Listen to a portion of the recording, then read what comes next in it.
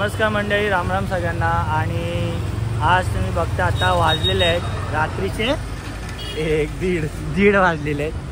ठीक आहे. आणि आम्ही चाललो आहे आता आपलं हिंदुस्थानाचं 14वं ज्योतिर्लिंग वडुबुद्रुक, छत्रपती श्री संभाजी महाराजांचं समाधीस्थळ पुण्याला आहे.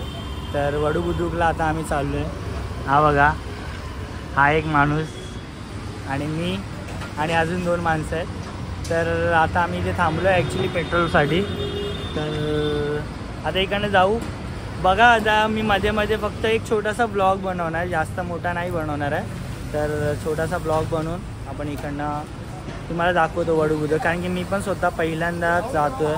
तर मग आता बघू. मी पोचलेलं आहे श्रेयस सिग्नलपाशी. बघू शकता माझ्या बॅक साईडला श्रेयस सिग्नल तिथे आहे. आणि ते आपल्याला दोघंजणं भेटलेत, राठोड आणि शिवम भाई. ठीक आहे. आणि या लोकांनी चप्पल सोडलेले आहेत, राठोडने आणि शिवमने, कारण की त्यांच्या ऑफिसवर चालतं, माझ्या ऑफिसवर नाही चालत त्यामुळे. तर आपण आता म्हणजे सोमवारी आपला बलिदान मास संपणार आहे पूर्ण 1 महिन्याचा. तर मी तुम्हाला मध्ये मध्ये थांबलो ना कुठे तर तिथे माहिती देत जातो. तर चला पहिला आता इथून जाऊ, कारण की खूप वेळ झाला आहे. आणि हा मनुष्य मला ओरडायला लागला. हा मनुष्य, त्याच्या आईने संध्याकाळी 6 वाजल्यापासून जेवण बनवायला चालू केलं, तर आम्हाला 10 वेळा सुनून दाखवतो.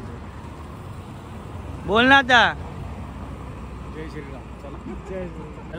तर आता आम्ही जवळपास खोपोलीच्या आसपास पोहोचलेलो आहे आणि आता वाजलेले आहेत लगभग 3 झालेले आहेत. आणि आम्ही इथे थांबलो आहे थोडं, कारण की सगळ्यांचे बूट दुखायला लागलेले, एकदम फुल बसून बसून बसून हे झालेले. आणि तर साहेब इथे ह्या वेळेला मी राठोडला बघा फुल ड्रेसिंग, फुल एकदम तयार चकाचक. आणि हा एक नवीन मुलगा आलाय, ह्याच्या मम्मीने संध्याकाळी 6 वाजता जेवण बनवलंय की मुलगा जाणार म्हणून. पण बिचारा नाराज झालेला, मग परत त्याला खुश केला.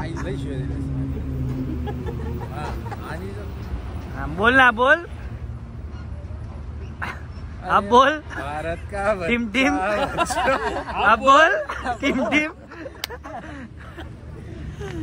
तर आपण चाललोय, मी तुम्हाला मगाशी पण बोललो की आपलं 14वं ज्योतिर्लिंग छत्रपती श्री संभाजी महाराजांच्या समाधीवर वडुबुद्रुकला चाललोय. ते जवळपास पुण्याच्या थोडं लगभग जवळपास आहे, म्हणजे पुण्यामध्येच आहे ॲक्च्युली. तर आपण तिथे चाललोय. आणि आता बलिदान मास 30 दिवसाचा बलिदान मास असतो टोटल. तर ह्याच्यामध्ये तुम्ही जे बलिदान मास पळता, तर आता जसं मी मुंडन केलं आहे, ठीक आहे, तर मुंडन करणे किंवा 1 टाईम जेवणे, मुंडन करून 1 टाईम जेवणे, आपलं गोड आवडीचा पदार्थ गोडधोड आपल्या घरामध्ये, म्हणजे कुठलं फेस्टिवल किंवा चांगले कार्यक्रम जसं लग्न समारंभ असतात ते वाले कुठे जाऊन अटेंड नाही करणे, म्हणजे आपण एक सूतक पाहतो. ठीक आहे.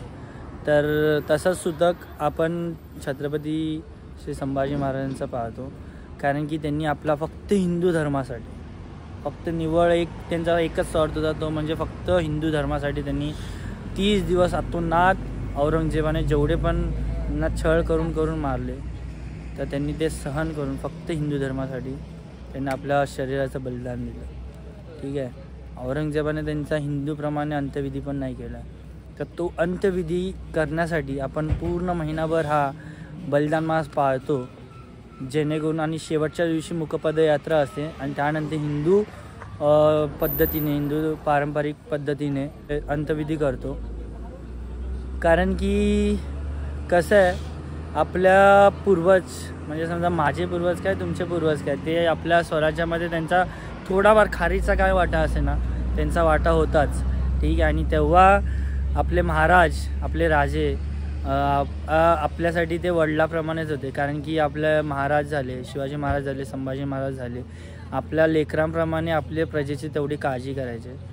तर मला तर असंच वाटतं. आणि तेच आहे की आपण आपल्या म्हणजे जसे की मी माझ्या वडील वारल्यानंतर जसं त्यांचं सूतक पाळन त्यांचं, तसंच माझं प्रत्येक हिंदूचं आद्य कर्तव्य आहे की त्यांनी बलिदान मास पाळला पाहिजे.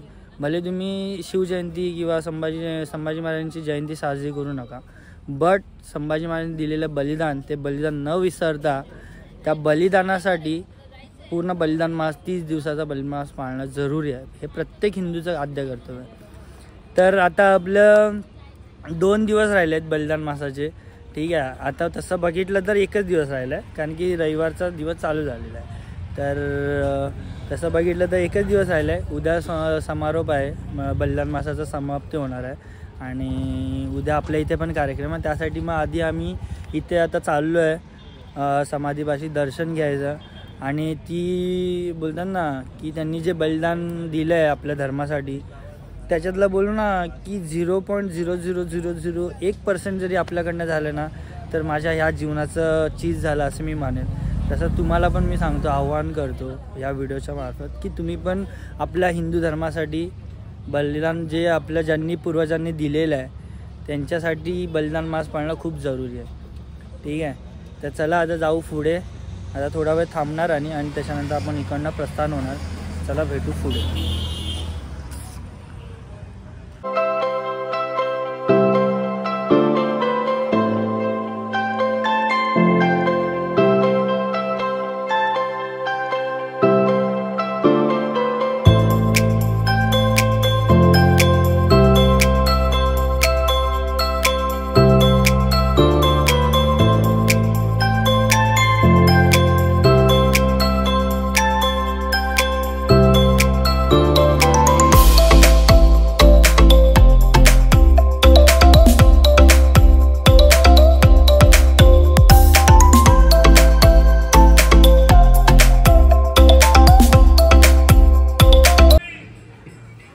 बघू शकता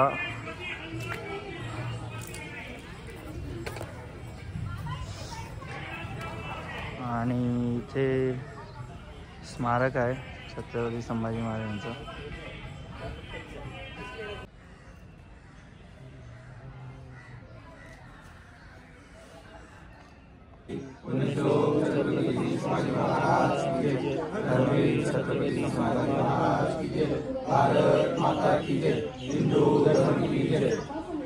इथे समोर बघू शकता ही भीमा नदी आहे आणि ही इकडची इंद्रायणी नदी. इथे दोघांचा संगम होतो आणि इथे धर्मवीर छत्रपती संभाजी महाराजांचं समाधी स्थळ बघू शकता.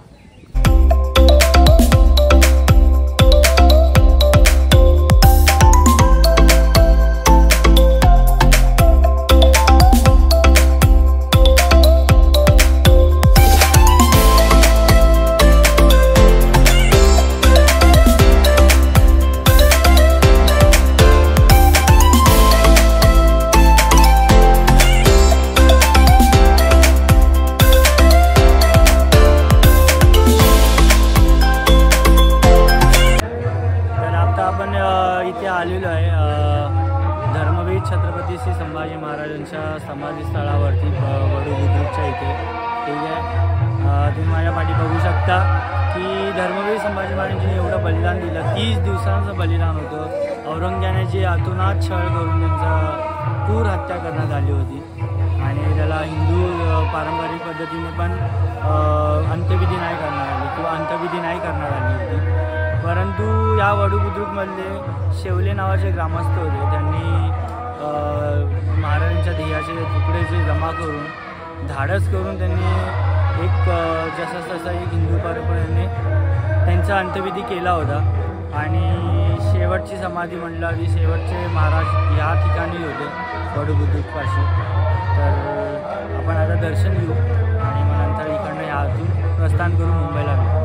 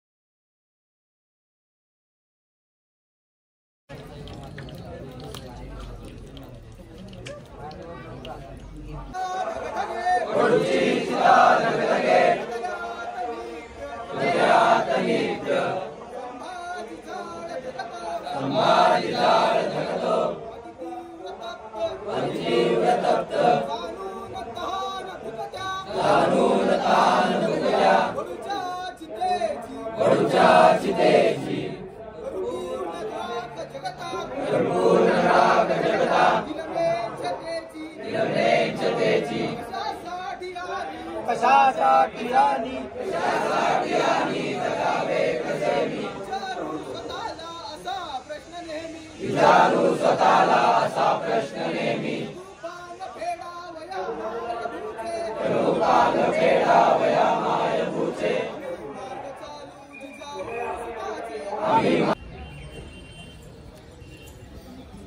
मंडळी आपण सर्वजण उपस्थित झालेला सर्वांचं स्वागत करतो. एक सूचना म्हटलं करतोय 40 दिवस यातना सहन केल्या त्या अवलंबने 40 दिवस आपल्या महाराजांना त्रास दिला. त्यावेळेस तो अवलंबन सुद्धा म्हटला होता सजीव खावा आणि खावा केला. पण 100 आयुष्याच्या घरी नतमस्तक होण्यासाठी येणार आहोत. उद्या या ठिकाणी धर्म दिन म्हणून आयोजित केलेला आहे. हे आपला मनोबल धरून गेलेले आहे. या ठिकाणी कुटुंबाच्या वतीनं पूर्ण स्वागत सन्मानाचे स्वागत केलं जाईल. त्या कुटुंबातील सदस्यांचा सन्मान करण्यात येईल. खऱ्या अर्थानं सहकुटुंब सहपरिवार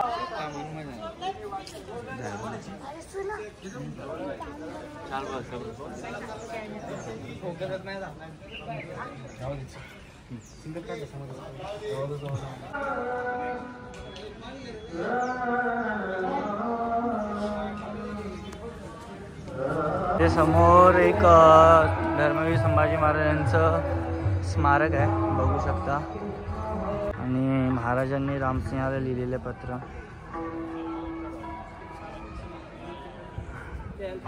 थोडा 2 मिनटं वेळ काढून व्हिडिओ पॉज करून तुम्ही वाचू शकता. खूप महत्त्वाची माहिती यात दिलेली आहे. आणि हे स्मारक इकडे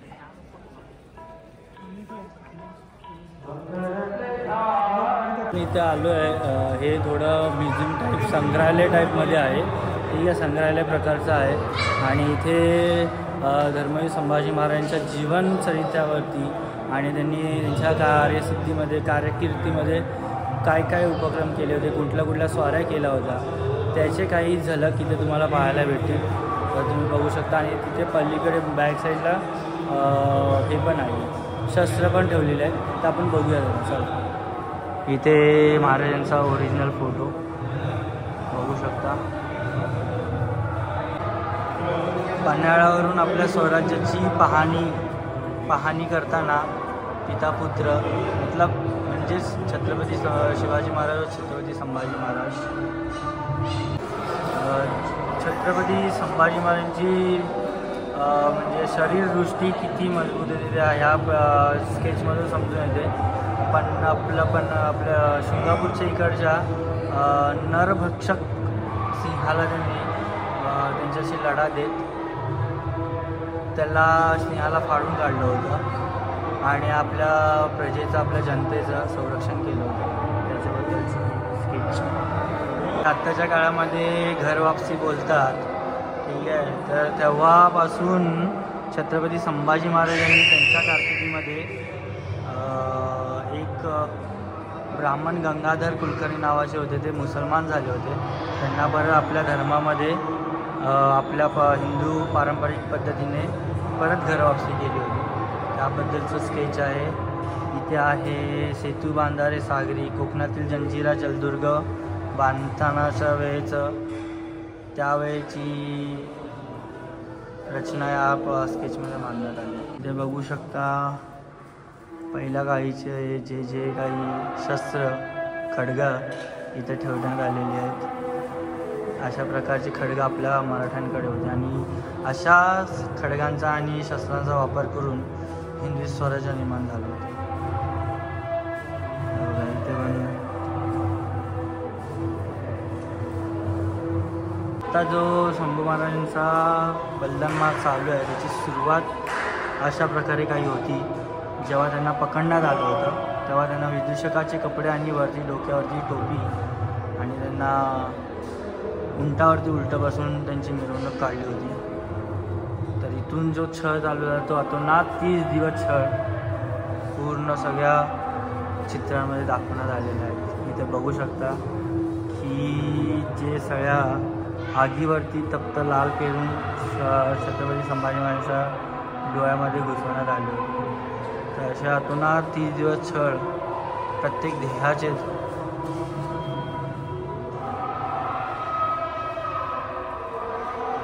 गोव्यामध्ये मांडवी नदीला पूर आला असताना स्वामिनिष्ठ खंडोबाला चिटणीस बेभान होऊन लढणाऱ्या शिवशंभूची पुरातून सुटका करतो.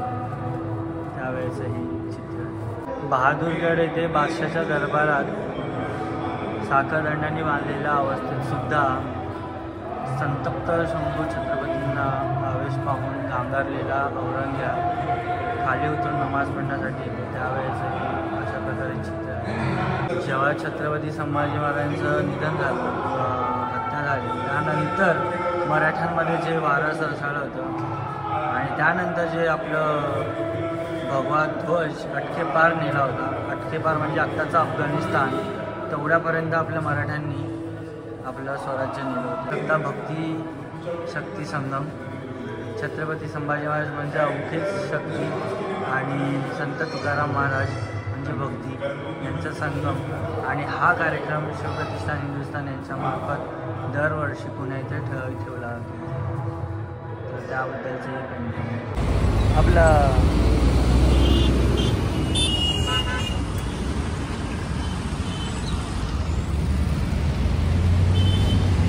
तर आताचे दुपारचे वाजलेले 1:45 आणि प्रत्येक वेळेचं हा सीन आहे.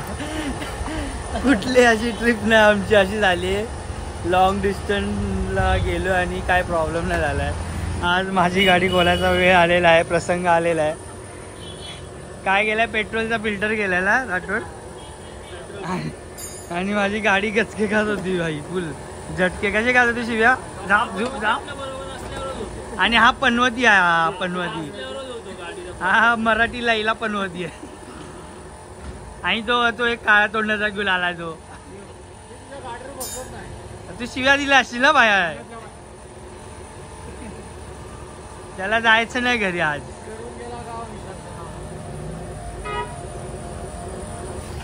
तर आता बघू कधी होत आहे.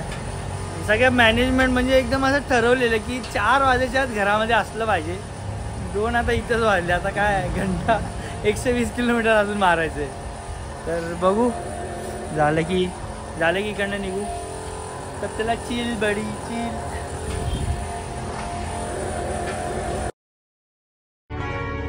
शंभो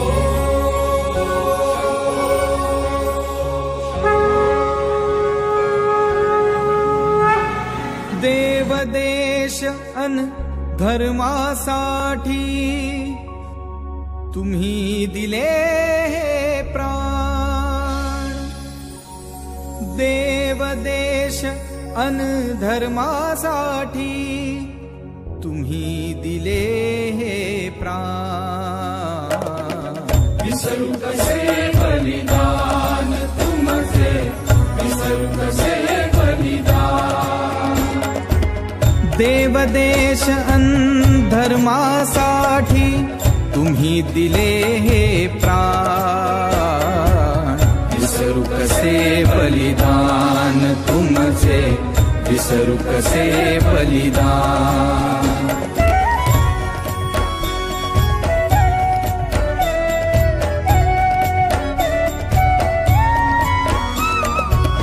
कपटी आलमगीरही म्हणतो यवन धर्म स्वीकार. अभयदानही तुझला देतो, तख्तही तुझ देणार.